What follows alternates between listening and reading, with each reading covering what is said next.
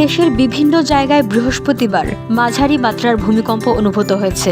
রাত 1:26 দিকে কেঁপে ওঠে চারপাশ, যদিও বেশিক্ষণ স্থায়ী হয়নি। সামাজিক যোগাযোগ মাধ্যমে ভূমিকম্পের অনুভূতি প্রকাশ করেছেন অনেকে। চিত্রনায়িকা পরিমণিও ভূমিকম্প নিয়ে পোস্ট দেন ফেসবুকে। তিনি লিখেছেন, আমার এমন ভার্টিগো যে ভূমিকম্পও টের পাই না। আমার সারাক্ষণই এমন ভূমিকম্প ফিল হয়, কেমন অসহায় লাগে এসব ভাবলে। আল্লাহ সবাইকে সুস্থ রাখুক।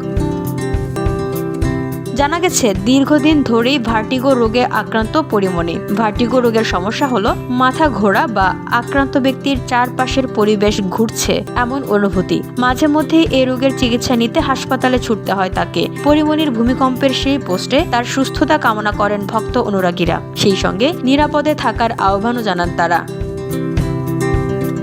VOD Bangla news desk.